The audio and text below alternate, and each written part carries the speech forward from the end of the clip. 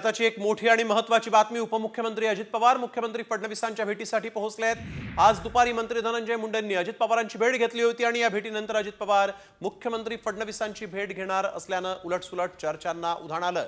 सरपंच हत्येप्रकरणी मुख्यमंत्री फडणवीस धनंजय मुंडेंचा राजीनामा घेणार का याबाबत चर्चा रंगलेल्या आहेत। तसंच या बैठकीत बीडच्या पालकमंत्री पदावरही चर्चा होणार असल्याचं आता कळतंय।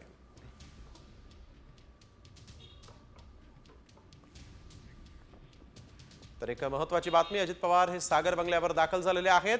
अजित पवार आणि धनंजय मुंडेंची आजच भेट झाली होती आणि यानंतर आता अजित पवार हे सागर बंगल्यावर जाऊन नेमकं काय बोलतायत, काय नेमकी या दोन नेत्यांमध्ये चर्चा होते हे पाहणं महत्त्वाचं असेल। सूरज मसूरकर आमचे प्रतिनिधी आपल्या सोबत यावेळेस फोन लाईन वरून जोडले गेले आहेत। सूरज, अजित पवारांनी आज धनंजय मुंडेंची भेट घेतली आणि त्यानंतर ते मुख्यमंत्र्यांची भेट घेत आहेत, त्यामुळे या भेटीला विशेष महत्त्व आलंय, काय अधिक सांगाल?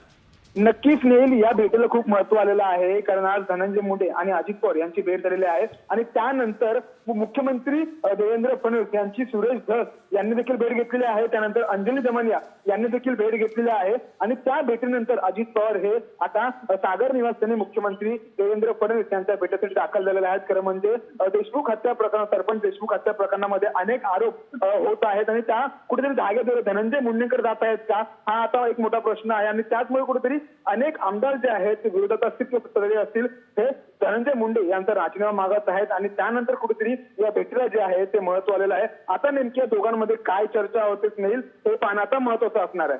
बिलकुल, धन्यवाद आपण दिलेल्या सूरज या सविस्तर माहितीसाठी। तर अजित पवार हे सागर बंगल्यावर पोहोचलेले आहेत आणि धनंजय मुंडे आता नेमकी काय भूमिका त्यांच्या संदर्भात हे दोनही नेते घेतात हे पाहणं महत्त्वाचं ठरणार आहे।